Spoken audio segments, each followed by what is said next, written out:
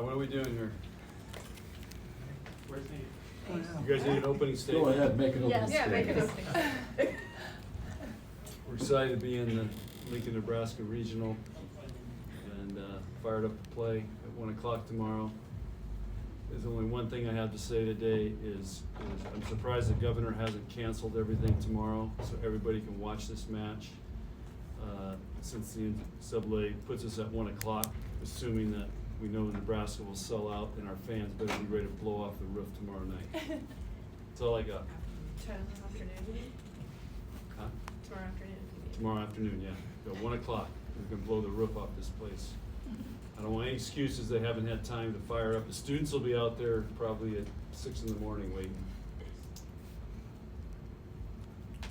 Were you surprised to see, like, the second year in a row you get one of the earlier time slots on this Thursday match? What was your reaction when you saw that? No comment. Well, Lexi, Merritt, how do you like playing in the afternoon? You've had a couple Sunday matches where you've played during that. How do you adjust your practice, your kind of your routine to get ready before those earlier matches? I think today, obviously, we practiced early too, so it kind of helps to have the day before prepare us a little bit. It's obviously a little different of a feel, but at the end of the day, we're just playing volleyball, so we just kind of have to keep that mindset and not let those outside distractions affect our game and how we get ready for the game. I believe there was one year, Penn State, did we play at 9 in the morning? At 9 in the morning. So I don't know, you gotta figure that out. You guys do some investigative reporting and figure out why Nebraska's always going early. Do you think that means the NCAA takes advantage that Nebraska will draw a huge audience whenever and No the comment. fans will show up? No comment. He's not mad about it, clearly. I saw the time and I immediately was like, I wonder what you're thinking, so. Hey, we're just happy to be playing. How would you fix it? Do what basketball does, spread it over 2 days. It should be a no-brainer. Why not? So, but it took me 20 years of complaining about, why are regionals back-to-back nights, and then what we used to do. And I remember my first year at Wisconsin, we got to a regionals, and we were actually hosting it. It was in '95, and we played Notre Dame. We didn't start because everything went late, so we didn't start till 9 o'clock at night. The match finished past midnight, and we had to play Florida at 1 o'clock the next day. And you tell me that's good judgment by the NCAA. So now at least we've been fighting and to get a day in between, because these athletes are, they're maxing it out and they need recovery time. And that's the problem when you go back-to-back regionals, which I think was last year, the first year we did this, where there was a day in between. I mean, you've got people going late and then they get the early match and they don't even get enough time to recover. So, so we made a baby step. Let's take another step. This is also a time of year though where you're not just balancing the NCAA tournament, you still have classes. So does that extra day, that space allow you to also be able to balance a lot of these things a little bit more effectively that you wouldn't have been if they were always back to back and kind of have a little more time, space to spread things out? Yeah, I think so for sure. And I think the later the season goes, like, the more stressful it can get. So I think just having that extra day to get, whether it's recovery, school, seeing your family, whatever it is, like that extra day kind of helps you manage all that stuff. Lexi, after getting knocked out in this round last year, do you still kind of remember that feeling, and is there any, extra motivation from that? Oh yeah, I know we've talked as a team, and I mean a lot of the team is new and wasn't here last year, but just from some of the returners from last year and just how we weren't satisfied at all with how that season ended, and this is a whole new team, a very competitive group of girls, and I think we're all just ready to get out there and just keep taking it game by game. And I know that Becca's fired up and ready to make it a lot farther this year. So, John, when you start looking at Georgia Tech, their schedule, or on film, what gets your attention from Georgia Tech? Well, they run a lot of different lineups, so I don't know if that's part of their design or they don't know who they want to play, but they can give 6-2, 5-1, and that's kind of Brazilian style. They're Brazilian coaches. They have 4 or 5 Brazilian players on their team. the girl from Argentina. So that's one thing. They're very good volleyball players. You can tell they're experienced. They've got all the shots, and you know, they played a really tough schedule. They've competed really well, and it's a great regional semi matchup. I think all the matchups this year.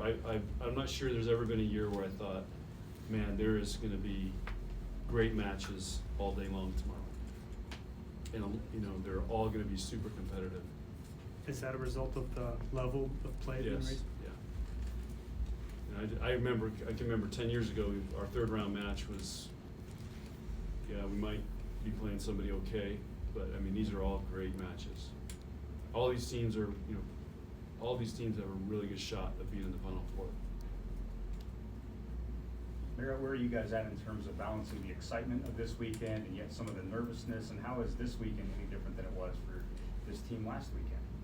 I think we're, like Lexi said, just taking it day by day, and we always like to remind ourselves and each other that we're just playing volleyball. Like, we just had another practice like we did at the beginning of August, and so I think for us as a team, it's just making sure that we remain level-headed in that aspect and just treating it as another game. And obviously we're really, really excited, but I think it's also good to remind ourselves that we play volleyball for however many hours that day, and we do it every single day. So it's nothing different than what we did yesterday or what we did last weekend or 3 months ago.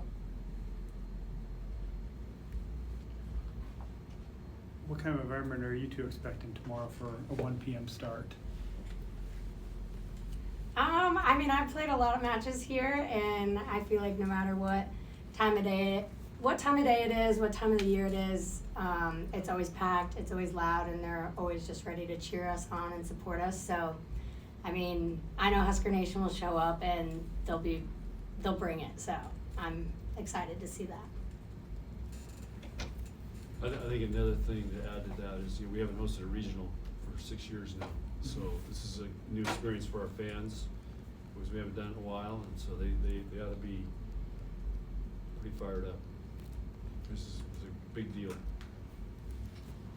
Is it nice to not have to travel yesterday? Yeah. Just how much does that like make things just that much easier for you? Well, the key is, you know, what do you have to do the Thanksgiving week? If you're home, then this travel's okay, because you haven't traveled maybe in two or 3 weeks. If you're on the road at last Thanksgiving, and then you got to turn around and travel right away, I mean, it's been a quick, you know, you would have had to leave. It's a pretty quick turnaround. So I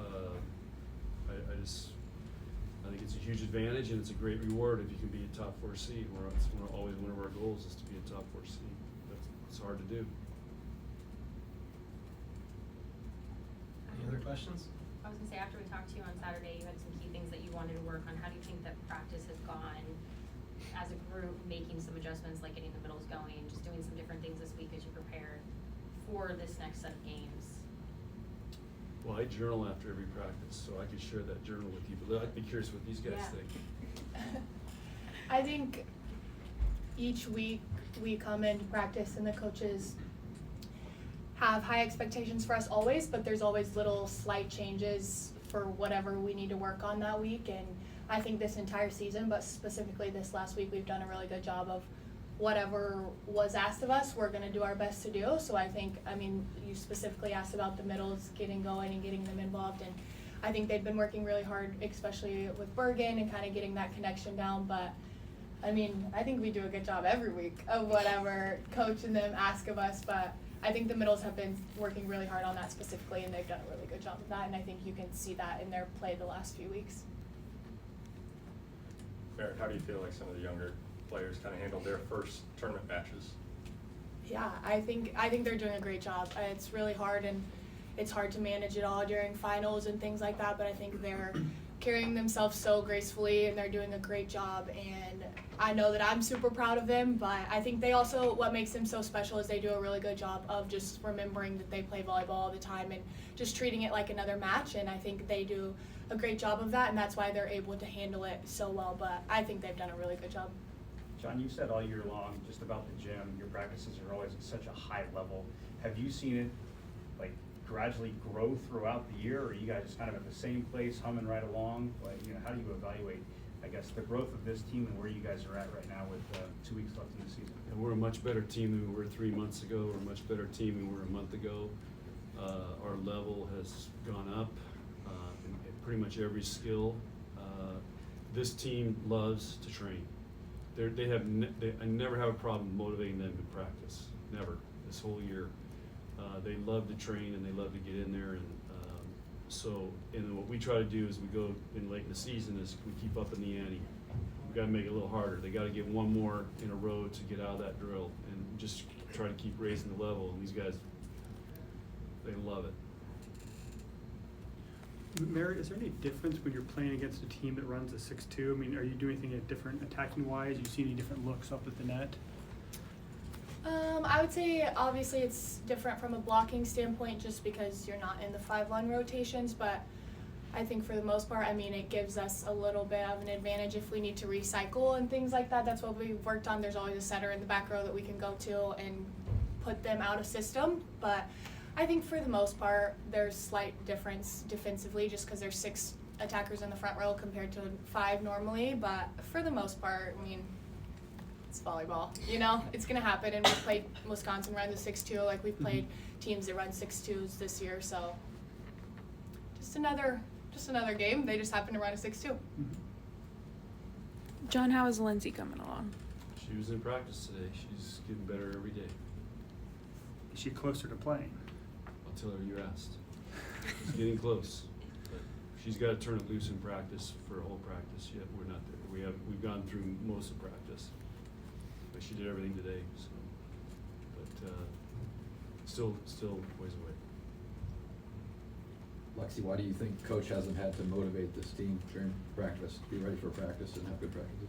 I think everyone just has such a passion for getting better, and I think everyone's really bought into this team and the goals that we set at the beginning of the year, and we knew that it was going to be a long season and that we were going to have to get after it every day, but every single person, all 14 of us and the entire coaching staff was bought into getting a little bit better each and every day. And I mean, it's a huge props to all the coaches because it's hard to ask so much of a team at the end of the season, but they're constantly asking us to just get a little bit better at what we're doing. And I think that says a lot about our staff and just this team and where we want to go. Lexi, with each passing match, does the weight of being the #1 overall seed grow larger, or did you guys just kind of learn how to deal with that pressure during the season, being towards the top of the league and the top of the country? I feel like we've been learning all year long and just trying to keep those outside factors outside and just worrying about our side of the net, and that's been something we've prioritized, is just focusing on how we can play our type of volleyball and not worry about what seed we are, who we're playing, any of that, because at the end of the day, it just comes down to how we play. One more? I know Merritt gave you a lot of credit, Lexi, last week when she was without the boys for setting up as the vocal. How happy are you, baby, that she does have this? Oh yeah, I'm very happy. I'm not the most vocal all the time, so I mean, I really had to step outside my comfort zone, but I mean, I love just having her on the court, whether she has a voice or not. All right, thank you. Okay, guys. Thank you guys.